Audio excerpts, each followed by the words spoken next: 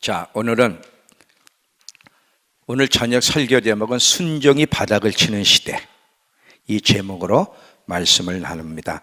마태복음 24장 10절에서 13절, 마태복음 24장 10절에서 13절, 순종이 바닥을 치는 시대. 마태복음 24장 10절에서 13절.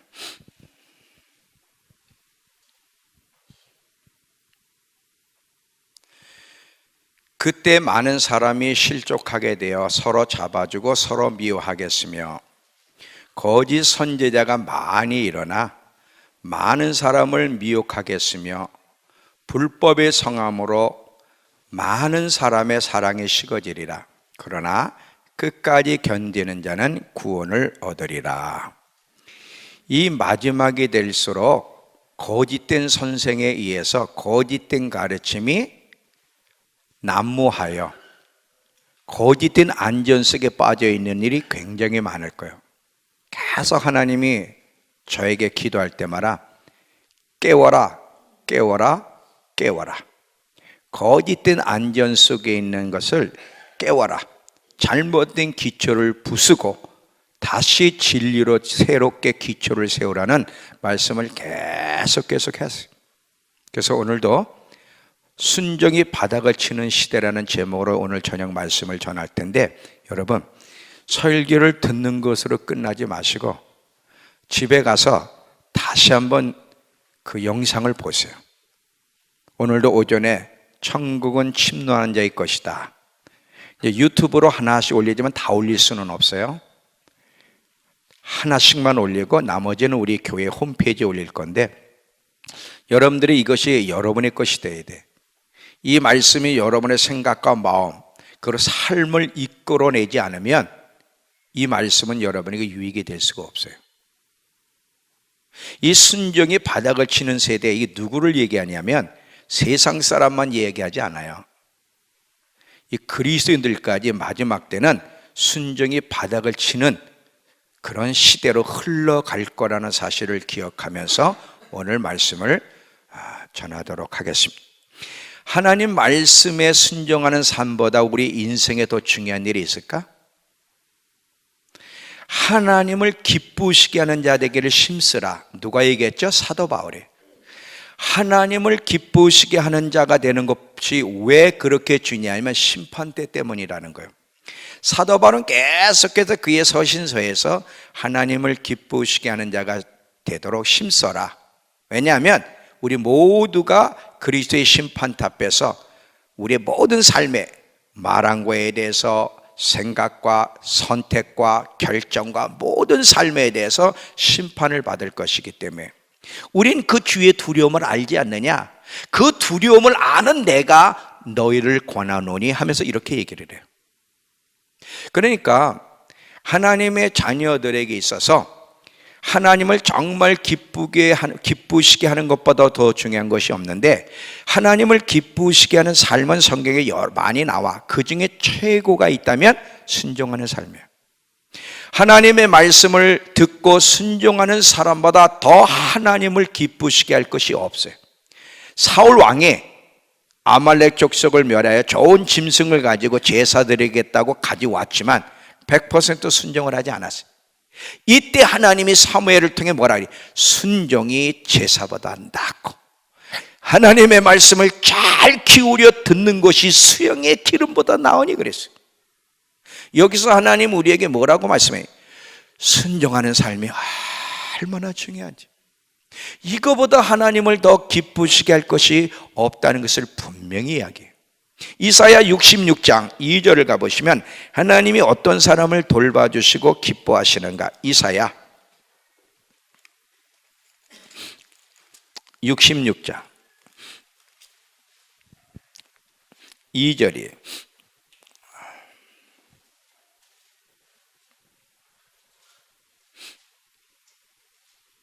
나 여호와가 말하노라. 내 손이 모든 것을 지었으므로 그들이 생겼느니라. 물은 마음이 가난한 자, 겸손한 자, 심령에 통회하며 회개하는 자, 내 말을 듣고 떠는 자, 정말 경외함 속에 그대로 순종하려는 자, 이런 뜻이죠. 그 사람은 내가 돌보려니와. 다른 번역에 보면 기뻐한다. 하나님은 어떤 사람을 돌봐주시고 어떤 사람을 기뻐하는지를 명확하게 이야기하고 있는데, 그 중에 하나가 뭐예요? 하나님의 말씀에 떠는 자, 하나님의 말씀을 들으면 경외함을 가지고 그대로 순종하는 자. 여러분, 노아가 말이죠, 히브리서 11장 7절에 보니까, 우리 히브리서 11장 가보세요.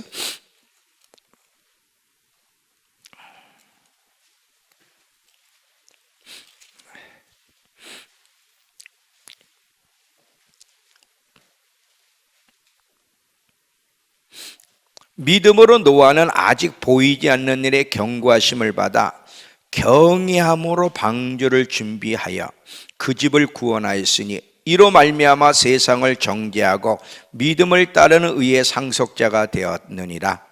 지금 노아는 하나님이 말씀하실 때 경외하는 마음이 있었어요. 경외하는 마음이 있었기 때문에 어마어마한 하나님의 요구, 이해할 수 없는 하나님의 요구라도 그대로 순종하는 거예요.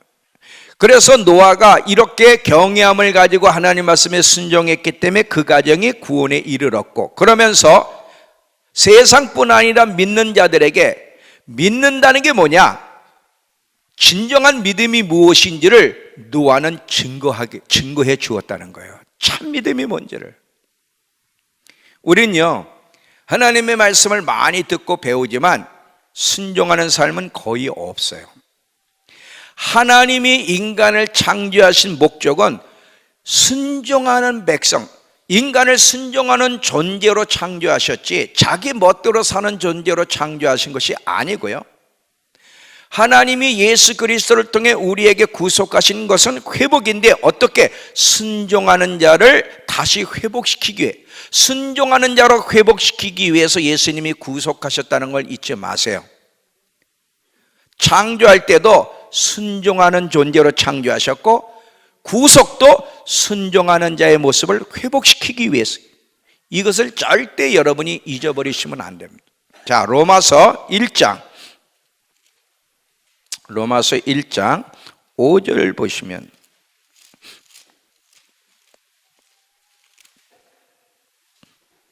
사도 바울이 자기가 하나님 앞에 은혜로 사도의 직분을 받아 이방인의 사도로 부르셔서 복음을 전하게 하셨는데, 어떻게 하기 위해서인가? 자, 그로 말미암아 우리가 은혜와 사도의 직분을 받아 그의 이름을 위하여 모든 이방인 중에 믿게 하기 위해서가 아니라 믿어 순종케 하기 위해서 하나님의 자기를 이방인의 사도로 부르셨다는 거예요. 중요한 것은 믿음으로만이 아니라 순종하는 거예요. 왜? 이것이 창조하신 이유고 구속하신 목적이 되기 때문에. 고린도전서 7장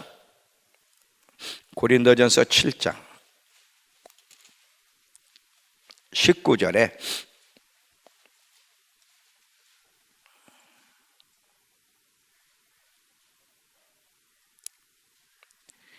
할례 받는 것도 아무것도 아니요 할례 받지 아니한 것도 아무것도 아니로되 오직 하나님의 계명을 지키는 것, 이것이 중요하다는 거예요. 하나님의 말씀에 순종하며 산다는 것은 정말 하나님을 기쁘시게 하며 사는 자의 모습이요, 진짜 하나님이 누구신지를 아는 자의 모습이고, 그 사람이 하나님 안에 거하고 있다는 걸 증거하는 것이고, 하나님을 존중히 여기며 사는 사람이라는 것을 증거하는 거예요. 자, 요한일서 2장 3절에서 6절을 보시면, 누가 진짜 하나님을 아는 자고 하나님 안에 거하는 사람이고 하나님을 존중히 여기는 사람인지 잘 보세요. 요한일서 2장 3절에서 6절. 우리가 그의 계명을 지키면 이로써 우리가 그를 아는 줄로 알 것이요, 그를 아노라 하고 그 계명을 지키지 아니하는 자는 거짓말하는 자요 진리가 그 속에 있지 아니하되, 누구든지 그의 말씀을 지키는 자는 하나님의 사랑이 참으로 그 속에서 온전하게 되었나니 이로써 우리가 그 안에 있는 줄 아노라. 그 안에 산다고 하는 자는 그가 행하시는 대로 자기도 행할지니라. 하나님의 계명을 지킬 때 우리가 그 예수 안에 있다는 것을 증거하는 것이고, 정말 그를 안다고 하는 것이 증거가 되는 거예요. 내가 아무리 하나님을 안다, 나 하나님 안에 있어 해도 하나님 말씀을 사랑하여 순종하지 않으면 다 거짓말이라는 거예요. 사무엘상 2장 30절에 보면 나를 존중히 여기는 자 내가 저를 존중히 여기고 나를 멸시하는 자 내가 저를 경멸히 여기리라. 이 엘리 대제사장 가문을 향해서 특별히 두 아들 홈리와 비느하스에 대해서 하나님이 저주를 선포하면서 하는 얘기거든요. 나를 존중히 여기는 자라, 내 말에 그대로 순종하는 자는 내가 저를 존중히 여겨지고, 내 말을 듣고도 순종하지 않는 자는 내가 그를 경멸히 여기리라. 하나님의 말씀은 진리이기 때문에 그 말씀은 땅에 떨어지지 않아요.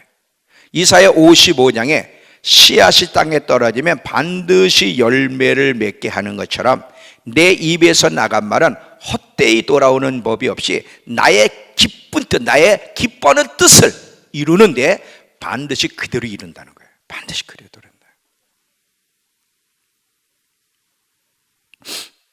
많은 그리스도인들이 교회 와서 예배도 드리고요, 신앙 고백도 해요. 근데 하나님 말씀에 순종하며 사는 일은 거의 보기 어려워. 점점 더 그럴 겁니다. 제가 서두의 제목이 뭐예요? 순종이 바닥을 치는 시대. 지금이 그런데 앞으로 더 할 건데, 누구 얘기를 하느냐면 불신자 얘기를 하는 게 아니에요. 신자들 얘기를 하는 거죠. 왜냐? 저는 지금 신자들을 상대로 설교를 하기 때문에. 물론 기도해요. 우리 믿음교회 성도들 기도 안 하는 사람은 어디 있어요? 봉사도 해요. 근데 하나님 말씀을 들은 대로 순종하는 사람은 많지 않다는 거예요. 그러다 보니까 오랫동안 예수를 믿었는데도 변화가 더디고 성장이 더디고 하나님의 은혜의 역사를 경험하지 못하는 거예요. 우리 믿음교회는 특징이 있다면 오랜 성도들로 뭉쳐 있어요. 아마 여기 있는 사람들 가운데 5년, 우리 교회에 온 지 5년 이하 된 사람은 거의 없을 거예요. 다 10년, 몇몇 외에는 10년, 기본이 20년이야. 기본이. 어저께도 우리 이수린 목사님 결혼식에 가니까 다 와 있더만. 20년 이상 된 사람 다 와 있어. 참 제가 이해가 안 되는 게 20년 이상을 나와 함께 살았는데도 어떻게 저렇게 변화가 없고 무엇이 옳은지 그른지를 모를까? 이게 저는 이해가 안 가는 거예요. 그래서 20년, 30년을 같이 있는 게 중요한 게 아니구나. 20년, 30년 같이 있어도 순종하는 삶을 살아가지 않으면 변화가 일어나지 않고 성장이 없고 결국 선택의 순간에 이상한 선택을 하게 되는 거예요. 중요한 것은 순종이에요. 하나님께 중요한 것은 네가 몇 년 예수 믿었냐, 예배 나왔냐 안 나왔냐, 이거보다 더 중요한 것은 하나님 말씀을 듣고 순종하느냐가 하나님께 더 중요하다는 것을 잊지 마세요. 이 순종이 마지막 때 바닥을 치는 시대가 될 거라는 것은 제 입에서 나온 말이 아니에요. 예수님이 직접 말씀하신 것을 제가 그렇게 표현하고 있을 뿐이에요. 다시 한번 마태복음 24장 12절을 가보시면,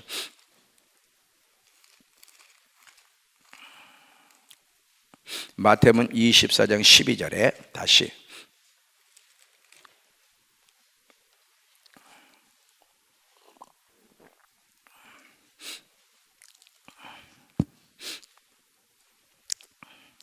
11절서부터 13절까지 거짓 선지자가 많이 일어나, 여기서 말하는 거짓 선지자는 신천지나 문선명이만 얘기하는 게 아니에요. 교회 안에서예요. 거짓 선지자가 많이 일어나 많은 사람을 미혹하겠으며 불법이 성함으로 많은 사람의 사랑에 식어지리라. 그러나 끝까지 견디는 자는 구원을 얻으리라. 여기서 지금 예수님이 직접 뭐라 하냐면 교회 안에 많은 사람들이 불법을 행할 거라는 거예요. 많은 사람들. 다시 말하면 마지막 때가 되면 그리스도인들 가운데 순종이 바닥을 치는 시대가 올 거라는 거예요. 이때 끝까지 견디는 자, 하나님의 말씀 그대로, 인내의 말씀 그대로, 힘들고 순종하기 어려운 말씀 그대로 순종하는 자만 구원을 얻으리라는 거예요. 여러분 계시록 3장 10절에 보면 네가 나의 인내 말씀을 지켰은즉, 참 어려운 말씀이에요. 네가 나의 인내 말씀을 지켰은즉 나도 너를 지켜 시험의 때를 면하게 하리니 이는 장차 온 세상에 임하여 땅에 거하는 자들을, 왜 입을 다물고들 있지? 같이 좀 일해야 되는데 다 암송한 거 아니에요. 시험의 때를 면하게 해주리라. 면하게. 누가복음 6장 46절에도 보시면, 누가복음 6장 46절에도 예수님이 뭐라고 하시는가?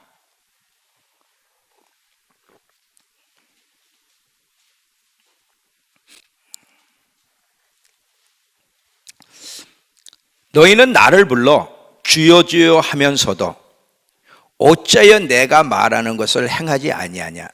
예수님은 몰라서 이 말하는 게 아니에요. 너희가 지금 나한테 주여 주여, 이게 누구한테 얘기하는 거야? 교인들한테 얘기하는 거야. 너희가 나를 주여 주여 하는데 너희는 왜 나를 주여 하면서 내 말에는 순종하지 않느냐? 그게 예수님이 보실 때는 이상한 거예요. 이해가 안 되는 거예요. 요한계시록에 보면 계속해서 반복해서 나오는 내용들이 많은데 그 중에 하나가 뭐냐면 이 예언의 말씀을 지키는 자가 복이 있으리라. 이 예언의 말씀을 지키는 자, 하나님의 말씀을 지키는 자, 계시록에 있는 말씀 하나하나를 마음에 새기고 지키는 자는 복이 있나니 때가 가깝기 때문이라는 거야. 계속 이 말씀들을 누가 얘기해? 예수님이 지켜야 된다? 지켜야 돼. 그냥 신앙 고백만 그리고 예배만 드려서 되는 게 아니야. 마지막 때는 순종하는 자에게 하나님이 보호하심과 약속이 주어지지, 불순종하게 되면 화가 미칠 거야. 반드시 이기는 자가 돼야 돼 하고 계속해서 주님이 우리에게 말씀하시는 거예요. 순종하는 자, 순종하는지를 보시는 거예요. 예배를 드리는지 안 드리는지를 보시기보다 순종하는지를 보시는 거예요. 그거보다 더 주님을 기쁘시게 할 것이 없어요.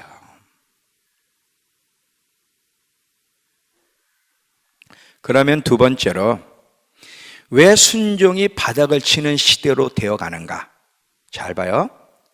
마지막 시대일수록 교회 안에서 순종이 바닥을 치는 시대가 될 것인데, 왜 순종이 바닥을 치는 시대가 될 것이냐, 그렇게 흘러가는지 그 이유를 설명하면 몇 가지가 있는데 그 중에 집중적인 하나에만 포커스를 맞출 거예요.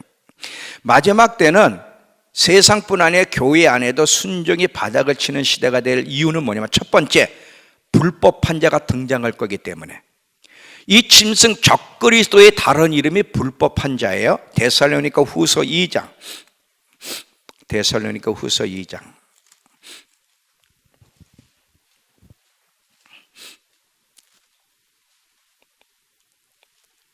3절을 보시면,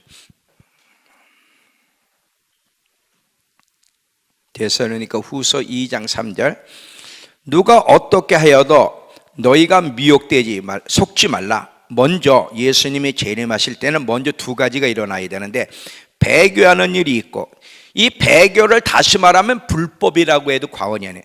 이 하나님 말씀에 순종하지 않는 불법 자체가 배교예요. 그러면 배교하는 일이 먼저 있다는 것은 교회 안에서인데, 불법이 얼마나 성행할지 순종이 바닥을 치는 시대가 올 거라는 것을 또 이렇게 표현하시는 거예요. 예. 배교하는 일이 있고, 저 불법의 사람 멸망의 아들이 나타나기 전에는 그날 예수님의 재림이 이르지 아니한다. 이 적그리스도 짐승을 불법한 자로 표현을 해. 이 불법한 자가 세계를 지배하는데 어떻게 여러분 순종이 이루어질 수 있어요? 불법한 자가 이 세계를 지배해서 그가 하는 일은 뭐야? 절대로 예수님이 이 땅을 되찾으러 오지 못하게 하는 거야. 예수님이 이 땅에 재림하지 못하게 하려면 이 세상을 불법한 세상으로 만들어야 되고 이스라엘을 지구상에서 없애야 되는 거야. 이 불법한 자가 세상뿐만 아니라 교회도 순종을 바닥치게 만들어버릴 거예요. 그래서 많은 사람들이 배도의 길을 가는 거죠. 여러분, 다음 주에 제가 서머나 교회를 가지고 이 순교적 신앙이 뭔지를 이번 수요일 날 아니면 다음 주 수요일 날 제가 이거 설교할 겁니다. 순교적 신앙이 뭔지를, 그리고 이것이 왜 마지막 때 중요한지를 제가 이야기를 할 거예요.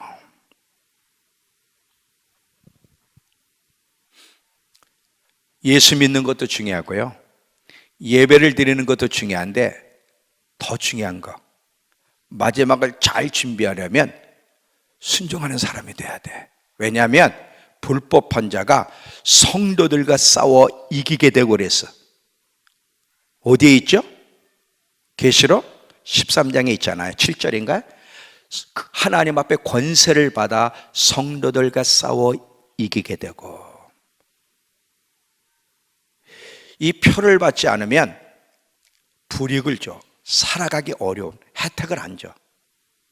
지금처럼 여러분, 우리 예수 믿지만 하나님을 향한 신뢰가 바닥을 치고 있는, 점점 하나님을 향한 신뢰가 떨어지고 있는 이런 시스템에서는 마지막에 불법한 자의 그 통치 앞에서 굴복할 수밖에 없어요. 믿음을 지킨다는 게 참 어려워. 지금도 믿음으로 못 사는데, 지금도 안 되는데.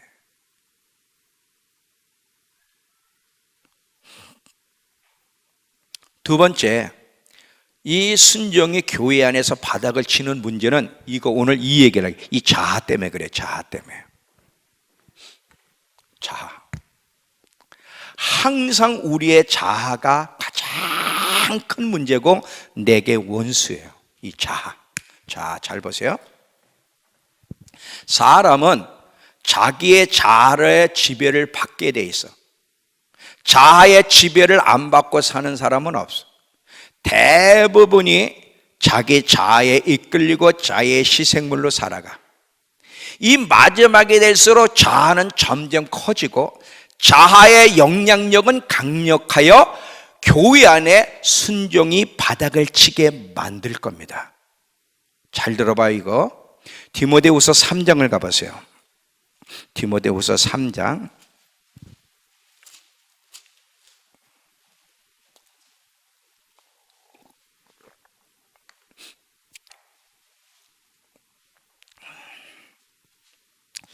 디모데후서 3장 1절 2절만 보시면요, 너는 이것을 알라. 말세 마지막 때에 고통하는 때가 이르러. 영적으로는 굉장히 고통의 시간이죠. 사람들이 자기를 사랑하며 돈을 사랑하며 자랑하며 교만하며 비방하며 부모를 거역하며 감사하지 아니하며 거룩하지 아니하며, 여기 첫 번째 자기를 사랑하며. 이 메시지 성경에 보면 뭐라고 있냐면 마지막 때가 다가오며 사람들이 자기만 알고 그랬어. 아주 자기로 똘똘똘 뭉치는 때가 온다는, 그게 마지막 때라는 거예요. 자, 예배도 드려요. 여러분들이 말씀을 들을 때 이해를 했어요.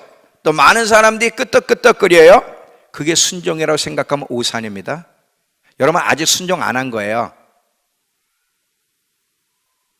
순종을 대신할 거는 없어. 예배가 순종을 대신할 수 없고요, 기도가 순종을 대신할 수 없고요. 다 예배도 기도도 중요한데 예배와 순종은 다른 거고 기도와 순종은 달라. 순종은 순종해. 말씀을 아무리 이해를 했고 깨달았고 고개를 끄덕끄덕 했어도 아직 순종한 게 아니야. 실제로 돌아가서 그대로 살아야 그게 순종이에요. 많은 그리스도인들이 착각 속에 살아가요. 내가 예배를 드렸으니까 오늘도 우리 목사님 말씀을 들었어. 충분히 이해가 됐어. 아, 내가 순종했다고 착각을 하는 거야. 아니에요. 얼마나 많은 그리스도인들이 예배도 드리고 말씀도 들으면서 하나님 말씀을 무시하고 거스르며 사는지 아세요? 기가 막힐 정도로 하나님의 뜻을 거스르며 살아가요. 기가 막힐 정도로. 여러분 이렇게 얌전히 앉아있죠? 한번 뚜껑 한번 열려봐. 여러분 자아를 한번 건드려 보면요, 제가 건드려 볼까요? 여러분 속에는 실체가 드러난다. 쌍욕을 하면서 대들 거야 아마. 나한테 쌍욕을 하고 대든 사람이 어저께 결혼식장에 왔어요. 여러분은 몰라요. 나한테 여기서 그런 말 하면 안 되는데 내 앞에서 대놓고 쌍욕을 해버렸어요. 신방을 갔는데 에이씨 이러면. 근데 그분이 어저께 왔어.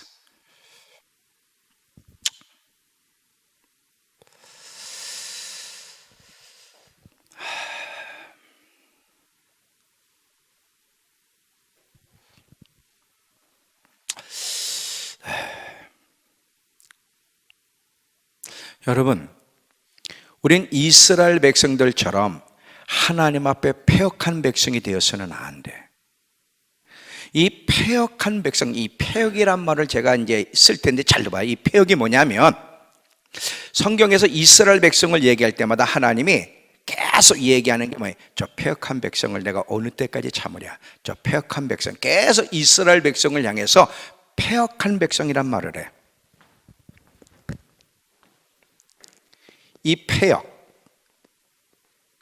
이 패역이라는 게 뭐냐면 잘 들어봐요. 사람이 마땅히 해야 될 도리를 하지 않는 거야. 마땅히 따라야 될 그 순리를 따라가지 않는 건데, 자, 이걸 좀 여러분 구체적으로 이야기할게요. 하나님 앞에 패역이라 할 때 이거야. 하나님이 이스라엘 백성을, 하나님을 모르던 멸망의 길을 가는 이스라엘 백성을 하나님이 애굽에 놓여 있던 이스라엘 백성을 건져냈어. 건져내가지고 그들을 사랑으로 돌보고 씻겨주고 잘 길렀어. 하나님의 사랑과 수고로 그렇게 그들을 만들었으면, 자, 사랑을 충분히 받았으면 그 사람은 자연스럽게 그 자기에게 그렇게 사랑으로 자기를 키우고 돌본 사람이 그 삶의 중심이 돼서 순종해야 되잖아. 그런데 이렇게 사랑하고 돌보고 애지중지 키운 하나님을 마음에 두지 않고 하나님의 뜻을 따라 살지 아니하며 우상 숭배에 불순종했을 때 이게 패역이야. 잘 봐. 사랑으로 돌봤기 때문에 멸망의 길을 가는 그 백성을 건져서 하나님이 사랑으로 다 돌보신, 그리고 잘 키워 잘 자랄 수 있도록, 올바로 갈 수 있도록 그렇게 만들었어. 그러면 정상적으로 그들이 하나님의 은혜를 아는 그들이 하나님을 늘 마음의 중심에 두고 하나님을 섬기며 하나님 말씀대로 순종해야 되는데, 우상을 두고 하나님의 뜻을 거스리고 자기 멋대로 사는 길을 선택하는 것, 이것이 패역이야. 계속해서 이스라엘 백성을 향해서 이 패역한 백성, 다시 말하면 왜 이스라엘 백성이 순종을 안 했느냐면, 잘 봐요. 하나님 말씀 순종이 어려워서 못한 것도 아니야.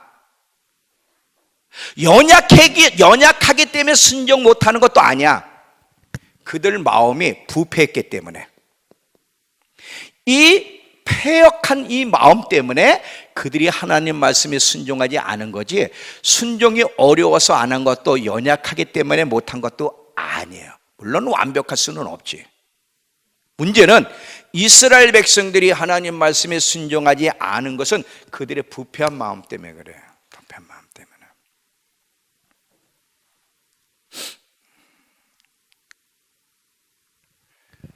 우리도 조심해야 돼요.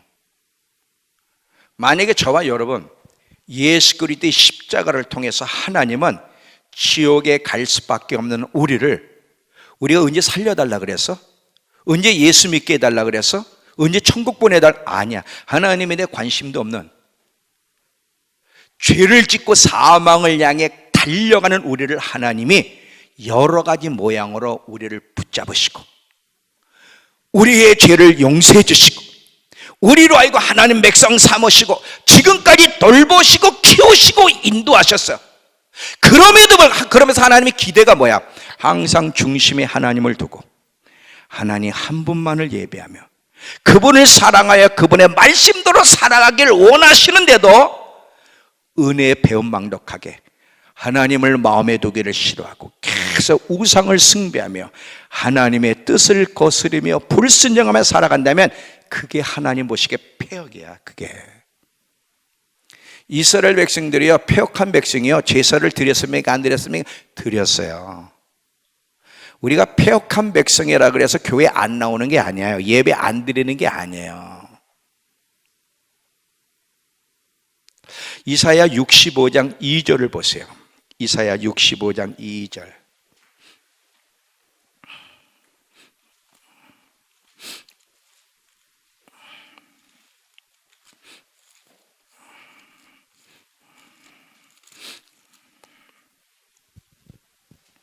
이스라엘 백성을 향해서 자, 하나님이 어떻게 말씀하시는가? 내가 종일 손을 펴서 자기 생각을 따라 옳지 않는 길을 걸어가는 폐역한 백성을 불렀나니. 하나님이 이스라엘 백성에게서 기대하는 것은 뭐냐면 하나님이 제시하신 올바른 길을 가는 백성이 되길 원해요. 근데 계속해서 옳지 않은 길을 선택하며 가는 폐역한 백성으로 남아버리는 거예요. 근데 여러분, 이스라엘 백성이 왜 이렇게 하나님 말씀에 순종하지 않았냐면, 여러분, 이스라엘 백성은 하나님 말씀에 순종할 마음이 없었다는 걸 아셔야 돼요. 지킬 의사가 없어. 이게 폐역한 마음속에 나오는 건데, 잘 봐. 지금 자기들의 탐욕을 채우는데 하나님이 걸림돌이 돼? 안 걸림돌이 돼? 걸림돌이 돼. 자꾸 자기 욕구를 채우려고 하는데 자꾸 하나님은 그러면 안 돼. 그거 하지 말라 그래. 그러니까 하나님보다 다른 신이 더 좋은 거야. 자기의 욕망을 채울 신이 더 원해. 그러니까 하나님을 버리는 거지. 잘 들어봐요. 하나님이 여러분 뭘 좀 하려고 그러면 하라 그래, 안 하라 그래? 보통은 하지 말라 그러잖아요. 근데 하지 말라는 것이 그 우리를 위한 거잖아. 근데 우리는 그게 불편한 거야. 자꾸 내가 하고 싶은데 하지 말라 그러고. 그러니까 하나님이 걸림돌이야, 여러분에게. 여러분이 하고 싶은 일이 걸림돌이란 말이지. 그러니까 다른 신을 섬기는 거야. 돈을 섬기든지 다른 걸 섬기는 거야. 지킬 의사가 없어. 폐역한 백성은 마음이 부패하게 되면 지킬 마음 자체가 없어요. 점점 순종이 바닥을 치는 세대. 많은 그리스도인들이 교회 와서 예배도 드리고 대표 기도도 하고 봉사도 하지만 하나님 말씀에 순종하고 싶은 마음이 없어. 점점 폐역한 백성으로 흘러간다는 거예요. 마태복음 17장 17절을 가보세요. 마태복음 17장 17절에도 보시면 예수님이 간질로 물속에도 불속에 들어가는 그 간질로 그렇게 물속에도 불속에 들어가는 아들을 어떤 분이 데리고 와서 제자들에게 고쳐달라 그래. 근데 제자들이 못 고쳤어요. 못 고치는 가운데 예수님이 오셔서 너희들 왜 그렇게 논쟁이 많냐? 그랬더니 당신 제자들에게 내 아들 고쳐달라 했더니 못 고쳤습니다. 이 부분에 대해서 예수님이 뭐라고 하시는 거 보세요. 마태복음 17장 17절에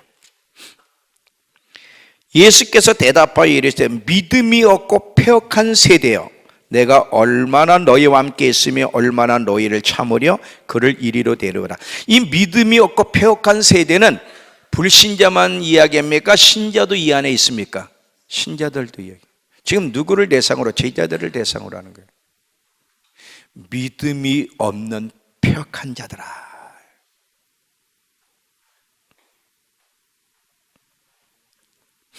절대 여러분 폐역한 백성으로 남지 마세요. 폐역한 백성도 예배를 드린다니까.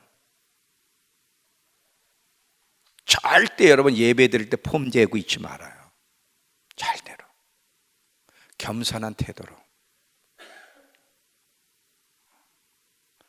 어떤 사람은 야 정말 센 사람이 표정 자체부터가 절대 그러면 안 되는 거예요. 이 패역한 세대가 되는 또 다른 이유를 설명할게. 잘 들어보세요. 이 지금 이 패역한 백성이 이스라엘 백성들과 교회 안에 계속 패역한 이 백성들이 많이 일어나서 불순종의 바닥을 치는 시대로 돌입할 건데, 이렇게 되는 또 다른 이유가 있는데 그거 잘 봐요. 오늘날 우리 교회 성도들 안에 말씀을 소화시키는 능력이 부족한 것이 문제예요. 말씀을 소화시키는 능력이 부족해. 잘 봐요. 여러분 아이들도 종종 보면 소화 능력이 부족한 아이들이 있죠. 소화 능력이 부족하면 뭐예요? 먹는 것마다 토하든지 설사를 해요. 소화 기능이 약하기 때문에 소화 능력이 없는 거예요. 근데 이게 육신적으로만이 아니라 영적으로도 많은 그리스도인들이 하나님 말씀을 소화시키는 능력이 부족하다는 거야. 근데 이 소화시킬 수 있는 능력이 있어야 되는 이유는 뭐냐면, 자, 음식도요, 우리가 먹는 것을 잘 소화시켜서 배출해 내야만 우리 몸도 건강하고 그게 토지의 양분을 주잖아요. 영적으로도 우리가 하나님 말씀을 잘 먹고 충분히 소화시킬 수 있으면, 소화시켜야 되는데 소화시키게 되면 우리에게도 유익이 되지만, 너희는 세상의 빛이요 소금이라 그랬는데 세상 사람들에게 하나님을 전하고 세상의 빛이 되려면 우리 안에서 말씀이 소화된 게 나가야 되는데, 우리 안에서부터 소화가 안 되면 말씀을 전할 수도 없고 세상의 빛이 될 수가 없어요. 지금 가장 큰 문제는 뭐냐면 그리스도인들이 하나님 말씀을 소화시킬 능력을 점점 잃어가고 있다는 거예요. 이해는 되세요?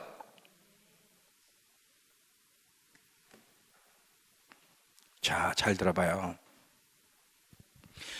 소화 불량자들이 점점 많아지고 있어요. 만약에 제가 오전 시간에도 달고 말랑말랑한 음식들이라면 참 좋겠는데, 그렇잖아요. 애들도요, 애들한테 딱딱한 음식을 줘보세요. 우리 지은이하고 우리 손주들 은총에게 브로콜리를 줬어. 그리고 아보카도를 줬어. 아버지, 이게 뭐야? 이거 브로콜리고 이게 아보카도, 이거 영양 끝내주는 거야. 브로콜리가 좀 딱딱하잖아. 그리고 아보카도가 맛이 없어.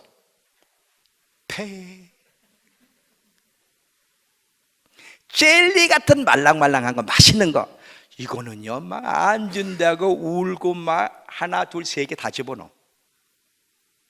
하나님의 말씀도 말랑말랑하고 달면 참 맛있게 먹겠는데 하나님 말씀은 너무 딱딱하다는 거예요. 진리의 말씀이 딱딱하다 보니까 소화하기도 힘들고, 아니 소화하기 싫어한다는 거예요. 먹기 싫어한다는 거예요. 자, 잘 들어봐요. 이 하나님의 말씀은 딱딱하기 때문에 소화하기가 쉽진 않아요. 반드시 이 하나님 말씀을 소화해내려면, 소화해내야 되는데 소화해내려면 두 가지가 필요해. 성령님의 도우심이 있어야 되고 우리의 의지가 있어야 돼. 딱딱하고 먹기 싫어도 내가 먹어서 꼭꼭 씹어서 소화해내겠다는 의지가 있어야만 말씀을 먹고 소화하지.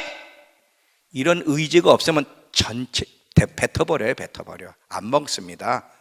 먹고 싶은 마음이 없어요. 너무 딱딱하니까. 이게 지금 큰 문제. 이게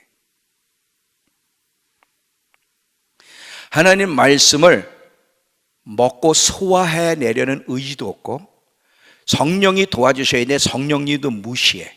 이러다 보니까 말씀을 소화할 수도 없고 진리의 말씀이 싫단 말이야. 그러면 자연적으로 어떻게 돼? 부패한 백성이 되고, 부패한 백성이 많을수록 이 사회는 더러워질 수밖에 없는 거예요. 이해가 되세요? 교회가 순종이 바닥을 치게 되면 세상은 더러워집니다. 이 세상이 더러워진 것은 제가 교회의 역할이 얼마나 중요한지 수요 예배 때 설교했잖아요. 교회가 계속 이런 식으로 하나님 말씀을 소화할 능력이 없으면, 하나님의 말씀을 소화하고 싶은 마음 자체가 없으면 결국 교회는 부패한 백성들로 드글드글거릴 건데, 부패한 백성이 많게 되면 사회는 더러워진다.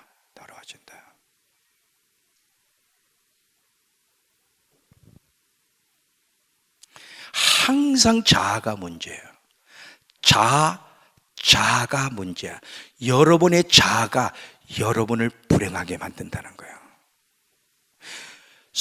하나님 말씀을 소화해내려는 의지가 없는 자아, 자기 멋대로 살고 싶어 하는 자아, 자기가 먹고 싶은 것만 먹고 싶어 하는 자아, 자아가 점점 작아져야 되는데 자아가 점점 커지려는 이 자아, 이게 지금 문제거든. 이것을 날마다 부인하고 어떻게 십자가에 못 박는 훈련과 함께 싸움을 하느냐가 마지막 우리의 운명을 결정할 거예요.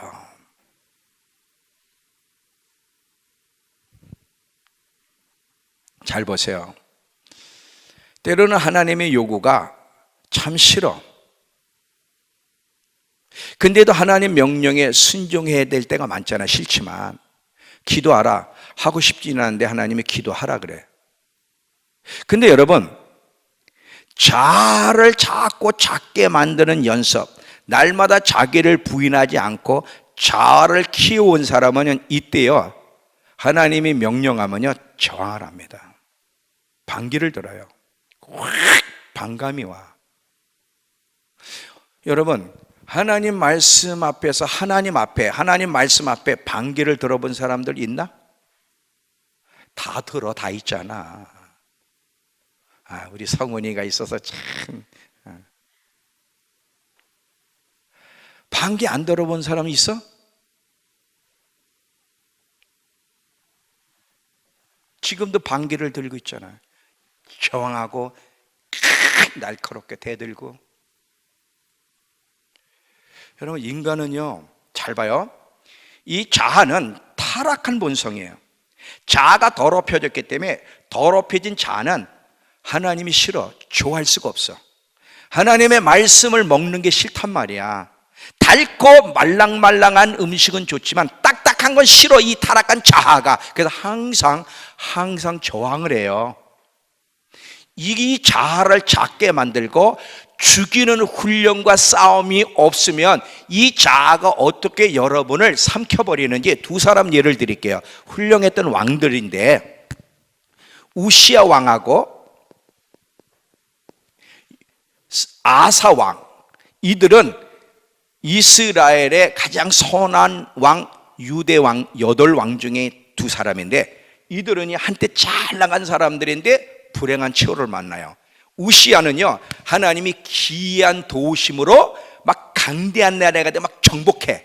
그때 정복해 가는 가운데 너무 하나님 축복하니까 어느 날 마음에 교만함이 들어와 지가 제사를 드리면서 분향하는 거예요. 이때 아사라 제사장과 용사 80명이 이걸 저지해. 왕이 할 일이 아닙니다. 그때 확 노하면서 분향하다가 문둥병에 걸려버려요. 원래 악한 왕이 비참하게 되면 그러려니 하지만 가장 선한 왕이 비참하게 문둥병 걸려 별궁에서 말세를 마지막을 보낸단 말이지. 누가 우시야를 비참하게 만들었어요?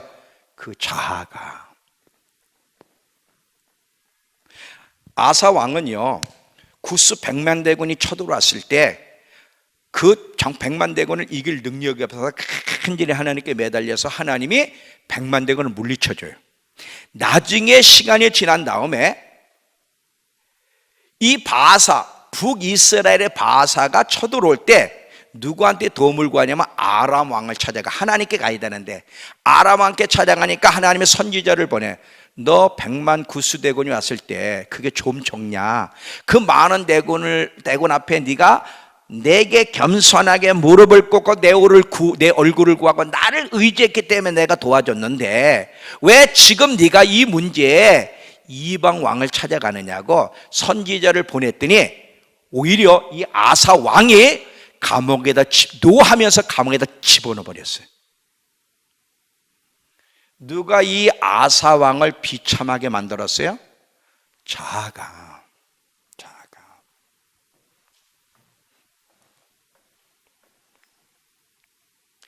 이 자아는요, 하나님 앞에 굴복하기 싫어하기 때문에 여러분들 자아 관리를 정말 잘해야 돼요.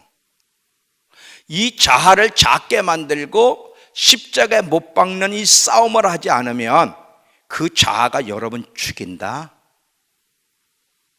왜 하나님 말씀에 순종하지 않고 말씀을 들어도 거부를 해? 누가 그렇게? 여러분 자아가 그러는 거예요. 마지막 때가 되면 불법이 성행한다. 다시 말하면 어떻게 교회 안에서도 그 하나님의 백성들이 자아의 지배를 받아 자아의 영향력 속에서 순종의 바닥을 치는 시대가 될지, 그러나 끝까지 견디는 자는, 그래서 예수님이 나를 따르려는 자는 자기를 부인하고 자기 십자가를 지지 않으면 나를 쫓을 수가 없다는 거예요.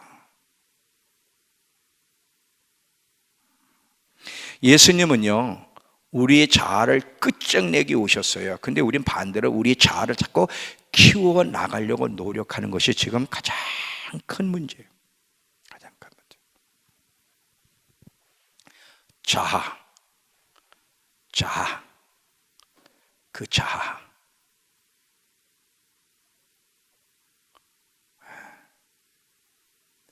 매일매일 싸워야 돼.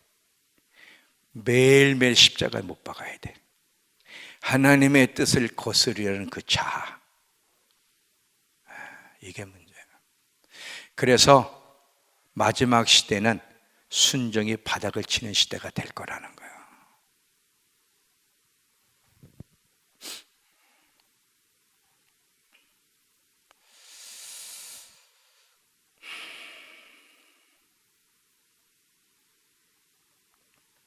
이해가 되시죠? 네. 여러분, 싸우세요. 하나님이 도우실 거예요. 우리의 힘만 가지고는 안 돼. 이 자아가 너무 힘이 커. 왜? 지금까지 키워놨기 때문에. 싸워야 되는데 여러분의 힘만 가지고 안 되기 때문에 그분께 매달려야 돼.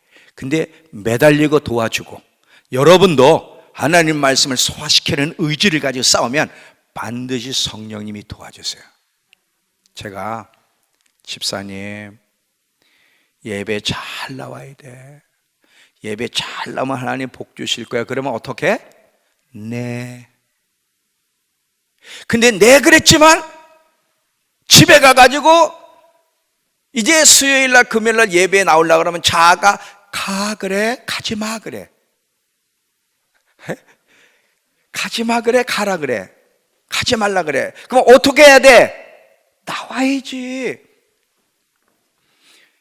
지금 여러분 자꾸 자아와 정면 승부라는, 자아와 대면했을 때, 이 자아가 나에게 저항했을 때 자아를 자꾸 누르고 작게 만드는 훈련과 연습이 있을 때 마지막 때에 하나님 어떤 환난 가운데 어떤 두려움 속에서도 배도하지 않고 믿음으로 승리하고, 이렇게 자아를 십자가에 못 박은 자들을 통해서 하나님이 마지막에 쓰시는 거야. 오순절 성령 강림에 500명에게 그렇게 하나 예수님이 말씀하셨는데, 위로부터 능력을 입을 때까지 기다리라. 380명은 갔어요. 자아에 이끌려 갔어요. 끝까지 남아 순종했던 120명에게 성령이 임하여 세계를 움직였듯이 마지막도 하나님은 누구를 통해 일하시냐면 날마다 자아를 작게 만드는 사람, 자아를 작게 만드는 사람. 자아에 이끌리는 사람은 절대 복을 못 받아. 하나님 앞에 쓰임 받을 수 없어. 순간순간 작만 이래도 자아가 저항해. 상미야 암송을 하려면 자아가 해 그래, 하지 마 그래, 하지 마. 야, 꼭 이렇게 예수를 믿어야 되나? 괜히 해라니 때문에 믿음 깨와가지고 돌아버리겠네.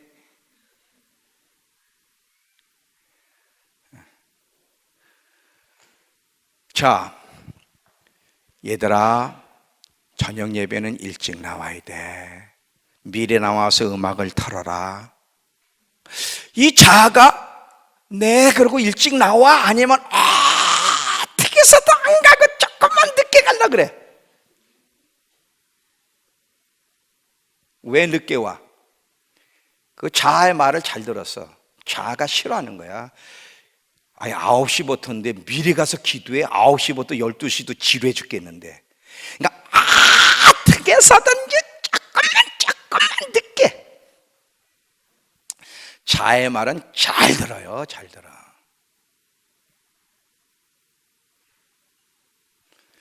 교회 가지 마라. 오늘 피곤해. 거기다 또 차를 같이 타고 가기로 했던 집사가 또 안 나타났어. 할렐루야. 할렐루야.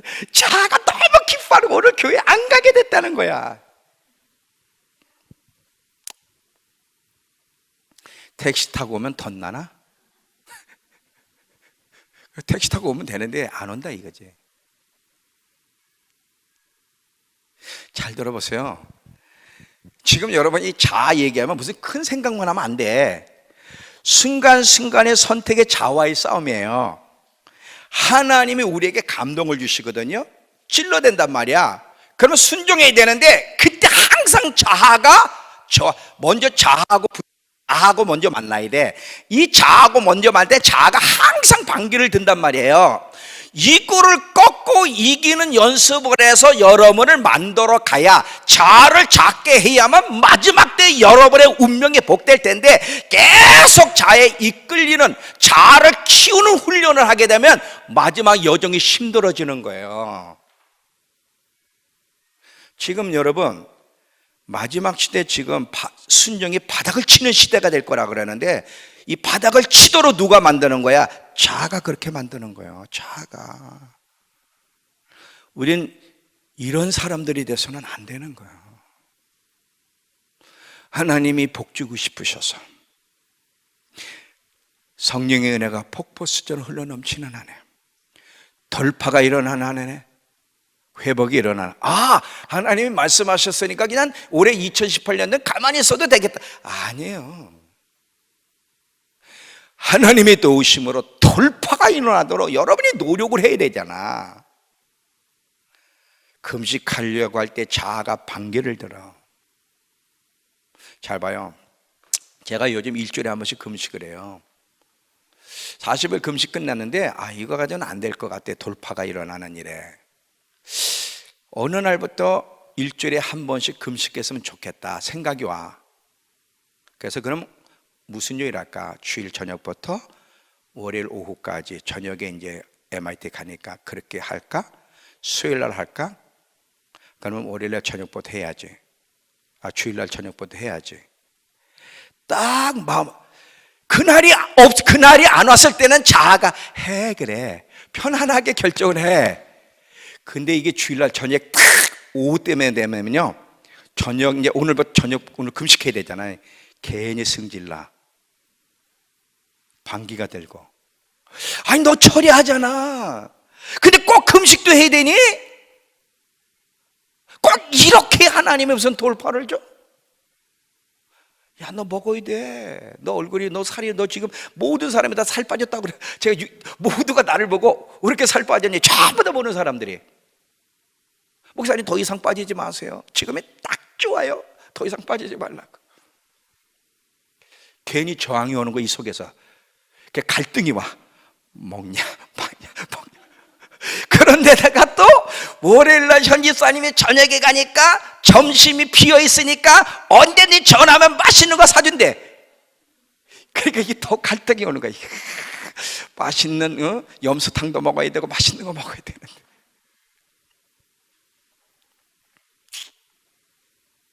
이리 싸우고 저리 싸우고. 어떻게서도 40일 내내 금식했으면 됐지. 뭘 또 일주일에 한 번씩 또 금식하냐. 항상 자아가 반기를 들고 나를 설득해 가는 거예요.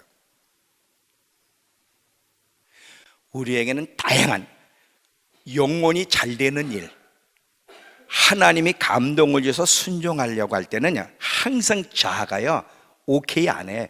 반개를 들어. 근데 그때마다 힘들지만 자아를 꺾어버리고 십자가 못 박으며 자아를 작게 만들어야 마지막 엄청난 일이 있을 때도 여러분이 이기는 자로 쓰는 거지. 이 훈련이 안 되면 자아가 여러분을 삼켜버린다. 루시퍼가 사단이 된 것도 자아에 삼켜져서 루시퍼가 사단이 됐고, 사울 왕에서 쫓겨난 것도 자아에 순종하여 하나님 말씀을 온전히 순종하지 않았기 때문이고, 이스라엘이 가나안 땅에 못 들어간 것도 그들의 자아 때문에 못 들어간 거, 모두가 다 자아로 말미암아 실패한 인생의 이야기가 성경의 이야기예요.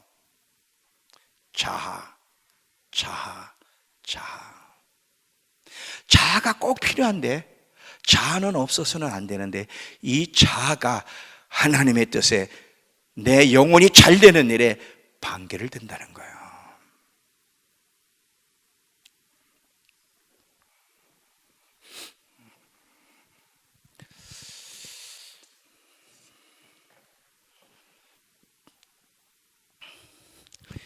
이 자아 때문에 많은 사람들이 부끄러운 구원을 받든지 지옥 갑니다. 이 자아 때문에. 자아와 싸워 이기지 않는 자는 더 좋은 부활을 만날 수가 없어요. 다 더 좋은 부활을 만난 사람들은 자아와의 싸움에 이긴 사람들이에요. 이긴 사람들. 이제 결론을 맺을게요. 여러분, 우린 줄다리기 하고 있어요. 이 줄다리기를 하는, 누구와 줄다리기 하면 자아와 줄다리기. 여러분 줄다리기 해보셨죠? 팽팽하게 맞서 있는데 어느 쪽이든 하여튼 힘이 조금만 세지면 그쪽으로 끌려가는 거야. 자아와 줄다리기를 하는데 많은 경우는요, 자아의 힘이 좀 세기 때문에 여러분 아마 대부분 끌려갈 겁니다. 그러나 계속 성령의 도우심을 받아 계속해서 자아를 죽이고 약화시키는 훈련, 하나님의 말씀이 아무리 딱딱해도 소화해내려는, 꼭꼭 씹고 소화하려는 의지를 가지고 있는 사람은 반드시 성령의 도우심으로 자아를 이길 수 있도록 이끌어 주셔서 여러분을 승리자로 만들어 줄 거예요. 이제 결론입니다. 하나님이 모세에게 신을 벗으라 그랬어. 자, 이 얘기를 하고 마칠게요. 신을 벗으라. 이제 하나님이 모세를 통해서 이스라엘 백성에게 보내서 그 민족을 구원시키려고 사명을 주시기 위해서 그를 찾아가요. 그런데 첫 번째 요구가 뭐냐? 신을 벗으라는 거예요. 이 신을 벗으라는 말이 무슨 말이냐? 여러분, 사람이 신을 신으면 자기가 원하는 대로 어디든 갈 수 있어. 근데 보통 신을 벗으면 아무 데나 못 가. 신 벗고 아무 데나 돌아다니면 어떻게 되는지 알아? 정신병자로 봐, 사람이. 신을 신고 다녀야 되는데 신을 벗고 막 이 동네 저 동네 돌아다녀 봐. 이렇게 본단 말이지. 그러니까 신을 벗으라는 말은 뭐냐면, 지금까지는 네가 네 멋대로 살았는데 이젠 안 돼. 내가 명령할 때까지 기다리고 내가 지시하면 움직여. 이제 네 마음대로 하던 삶을 내려놓고 이제는 내게 네 삶을 맡기고 내가 지시하면 그대로 순종해야 돼. 신을 벗었다는 것은 모세가 이제는 내 의지를 따라 내가 원하는 대로 살지 않고 내 의지를 주님께 드려서 주님의 뜻을 따라 살겠습니다라고 고백하는 것이 신을 벗는 거예요. 하나님이요, 우리 모두에게 신을 벗으래요. 자, 다 같이 일어나 보세요. 다 같이 일어나. 예언적 행동을 해야 돼. 다 같이 일어나. 다 같이 일어나. 신을 벗어. 신을 벗어봐요. 또 다시 신지 마세요. 신을 벗고. 여러분이 마음으로 노력하는 거야. 그래, 나 신을 벗을 거야. 뭐예요? 나는 이제 내 멋대로 안 살 거야. 내 의지대로 살아가지 않을 거야. 주님께 나를 맡기고 주님이 지시하는 대로 순종할 거야. 주님이 하라고 하시면 하기 싫어도 하고, 하지 말라고 하면 하고 싶어도 안 하고, 이제는 주님의 의지를 따라 내 자아를 점점 작게 만들고 주님을 따라가겠다고 고백하는 의미로 신발을 벗으라는 거예요. 여러분이 노력하면 주님이 도와주실 거예요. 자, 태풍의 눈 했죠? 여러분 우리 청년들 태풍의 눈 영화 봤나? 괜찮니? 어른들도 태풍의 눈을 봐. 제가 자꾸 하나님이 저한테 태풍의 눈, 옛날에 많이 들었잖아요. 태풍 안에 중심이 태풍의 눈이잖아요. 자, 들어요? 태풍의 눈은 안전해요. 태풍의 소용돌이 쓰게 말리면 사람이고 집이고 끝장이 나는데, 근데 태풍 그 중심 눈 안에는 고요하고 평화로 안전해. 근데 자꾸 하나님이 태풍의 눈, 하나님이 태풍의 눈이라는 거야. 내 안에 거하는 것이 마지막 때 태풍 가운데 보호를 받는 거라는데, 태풍의 눈이 어떤 것인지 보고 싶어가지고 제가 이게 인터넷 쳐봤어. 태풍의 눈 했더니 허리케인이라는 요즘 영화가 나왔어요. 허리케인. 근데 그거를 인터넷에서 다운받을 수 있습니다. 한번 보세요. 다큐멘터리가 아니라 영화인데, 그 미국의 어느 지역에 엄청난 허리케인이 왔는데, 이제 그걸 이용해서 국가의 돈을 탈취하려는 강도를 잡는 이 과정 속에서 허리케인의 모습을 보여주는데, 거기 영화를 보면 그 허리케인이 얼마나 무서운지, 그리고 태풍의 눈이 뭔지를 거기서 볼 수 있어요. 그 어마어마하게 막 사람이 날아가고 막 엄청난데도요, 그 태풍의 눈 안에 들어가니까요, 햇빛이 쫙 비치고 고요한 거야. 이거구나. 자, 시편 27편 읽고 마칠게요. 시편 27편 4절과 5절이에요. 시편 27편 4절과 5절.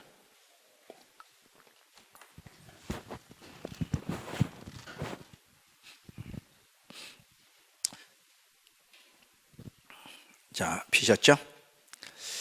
제가 세 번역으로 읽을게. 여러분은 여러분의 성경으로 보세요. 27편 4절부터 5절. 주님, 나에게 단 하나의 소원이 있습니다. 나는 오직 그 하나만 구하겠습니다. 그것은 한평생 주님의 집에 살면서 주님의 자비로우신 모습을 보는 것과 성전에서 주님과 의논하며 살아가는 것입니다.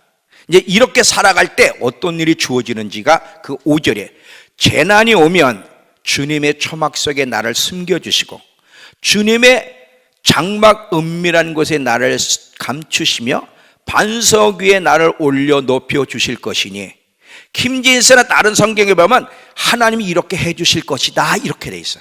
그러니까 4절에 한 가지 소원, 늘 하나님의 아름다움을 앙망하며 모든 일에 주님과 의논하며 주님의 지시를 따라 살아가는 자에게는 하나님이 태풍의 눈이 되게 해주시겠다, 하나님의 피난처가 되고 보호해 주시겠다고 약속을 하시는 거예요. 여러분, 어마어마한 태풍이 몰려와요. 그 태풍 눈 안에 들어가지 않으면 누구도 살아남기 어려운데, 그 태풍의 눈이 누구예요? 하나님이에요. 하나님의 품 안이에요. 그분 안에 거하는 거예요. 그분의 말씀대로 순종하는 거예요. 그렇게 할 때 반드시 주님의 피난처가 우리를 덮게 되면 안전함 속에 이 마지막 여정을 걸어갈 수 있습니다. 자, 이제 결론. 순종이 바닥을 치는 시대. 왜? 자아 때문에. 이때 우리는 계속 자아를 작게 하고, 그리고 십자가에 못 박음으로 말미암아 계속 순종하는 훈련, 하나님 말씀대로 살아가는 연습을 하게 되면 하나님은 마지막 때 그런 자를 복주시고 그런 자를 높이시고 그런 사람을 사용하시고 환난의 때 태풍 속에 우리를 보호하실 겁니다. 여러분, 순종이 바닥을 치는 시대에 더욱 순종하기로 힘쓰는 저와 여러분 되길 축원합니다. 다 같이 일어나세요. 우리 이 시간 찬양하고